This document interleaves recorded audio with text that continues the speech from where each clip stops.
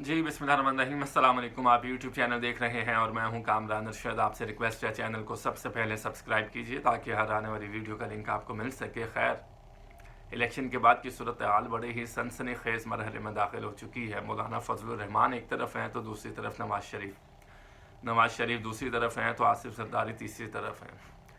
आसिफ जरदारी तीसरी तरफ हैं तो इस्टेब्लिशमेंट चौथी तरफ है, और ये चारों कोनों के बाद इमरान खान एक तरफ है।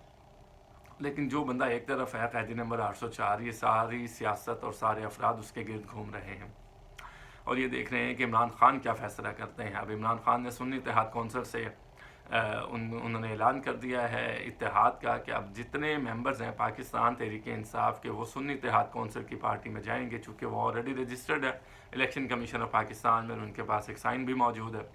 लिहाजा अब ये उनमें जाएंगे तो ख़वातीन की मखसूस नशिस्तों पर और जो माइनॉरिटीज़ की नशिस्तें हैं उसमें इनको हिस्सा मिल जाएगा। और ये एक बड़ी ही अच्छी स्ट्रेटजी के साथ इमरान खान आगे बढ़े हैं।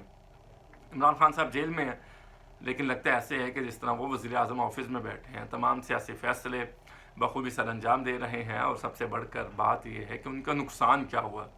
उनका ना तो पार्टी का नुकसान हुआ, ना कारकुनान का नुकसान हुआ, ना उनके इलेक्शन का नुकसान हुआ, ना इलेक्शन स्ट्रेटजी का नुकसान हुआ, ना ही इमरान खान के KPK में वोट बैंक को नुकसान हुआ, ना पंजाब में नुकसान हुआ, बल्कि उल्टा धांधला किया गया और इमरान खान को डिस्टर्ब किया गया। वो धांधला भी अब कवर हो जाएगा, क्योंकि हर ज़बान, जर्नलिस्ट हों वो इमरान खान की फेवर में हों या अगेंस्ट हों, सभी कहते हैं धांधली हुई है। जुडिशरी हो उसकी तरफ से भी यही साइंस आ रहे हैं कि धांधली हुई है, और जो सियासी जमातें हैं वो कह रहे धांधला हुआ है। PTI इसमें सबसे ज़्यादा डिस्टर्ब रही है धांधली के मामले में, क्योंकि इस्लामाबाद की आप नशिस्तें देख लें, अट्टकी में जो ताहिर सादिक की देख लें, JLM की देख लें, ये तमाम सीटें PTI को हराई गई हैं, इवन लाहौर की। तो ये अब जब बॉक्सेस खुलने हैं ट्राइब्यूनल में, वैसे तो बड़ा वक्त लगेगा, लेकिन मेरा नहीं ख्याल कि अब वक्त लगेगा, क्योंकि अभी तक हुकूमत फॉर्मेशन मुकम्मल नहीं है। तो अब इस प्रोसेस को जल्द से जल्द मुकम्मल करना है ताकि हुकूमत फॉर्मेशन के बाद आगे बढ़ा जाए, मुल्क की बागडोर को संभाला जाए।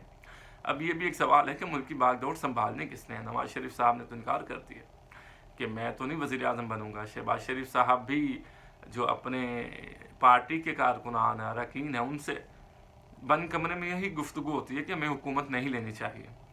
आसिफ जरदारी भी हुकूमत नहीं लेना चाह रहे, वो कह रहे नून लीग बनाए, मैंडेट इमरान खान का, हुकूमत ये बनाना चाह रहे हैं। और उसके बाद मार्च में IMF के साथ मुआहदे हैं।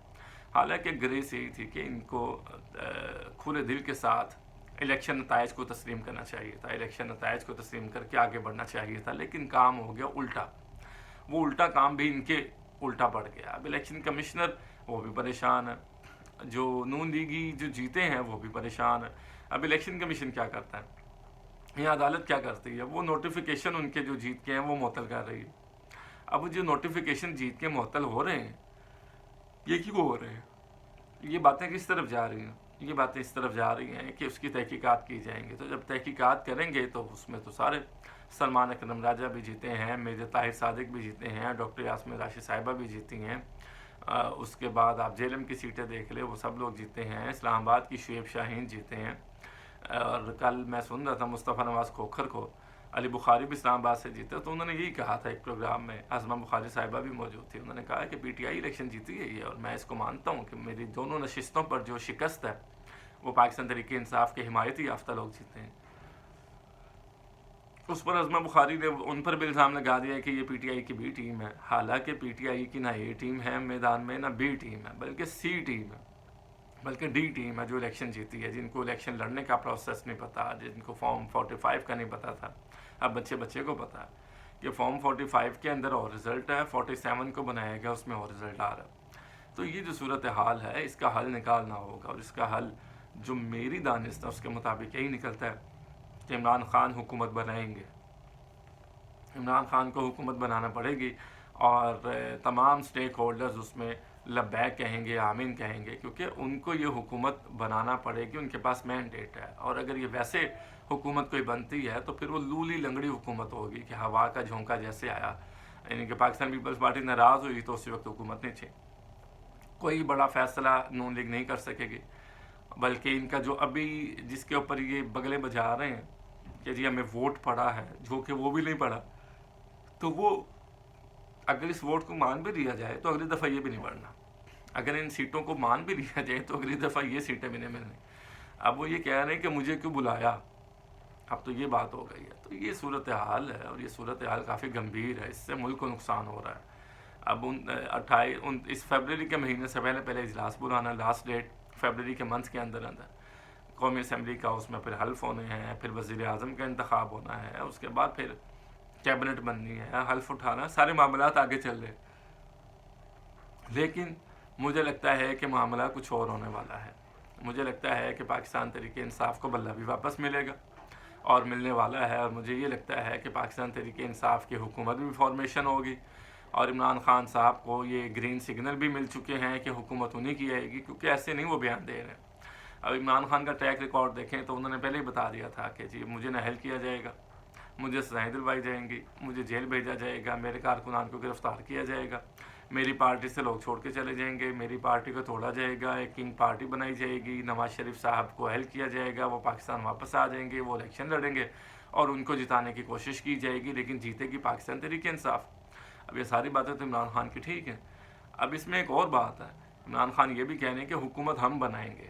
عمر ایوب جو نامزد وزیر اعظم عمران خان کی جانب سے ہیں، انہوں نے بھی یہ کہا ہے کہ کے پی کے میں بھی ہماری حکومت ہوگی، پنجاب میں بھی ہم حکومت بنائیں گے اور وفاق میں بھی ہم حکومت بنائیں گے۔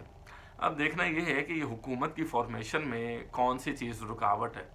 میں نے آپ سے کل کے ویلاگ میں بھی عرض کیا تھا کہ مجھے یہ لگتا ہے کہ اب عمران خان صاحب بہت جلد باہر آنے والے ہیں، لیکن اس کا طریقہ کار ڈن کیا جا رہا، تعین کیا جا رہا ہے کہ کس طرح سے، کہ ایک تو تجویز یہ ہے کہ ان کو بنی گالہ منتقل کیا جائے اور بغیر کسی اطلاع کے بعد میں نوٹیفیکیشن جاری کیا جائے کہ جی سب جیل قرار دے کر خان صاحب کو وہاں منتقل کر دیا گیا۔ اس کے بعد ان کے سارے کیسز میں ضمانتیں ہو جائیں گی اور تمام تر معاملات اپنے انجام کو پہنچ جائیں گے۔ لیکن سوال یہ ہے کہ اس میں نون لیگ کو کیا فائدہ ہوگا، یہ میں اب آپ سے اپنے آنے والے ویلاگ میں آپ سے اس پر گفتگو کروں گا۔ اپنا خیال رکھیے گا۔ کامران ارشد کو دیجیے اجازت، اللہ نے کے بعد۔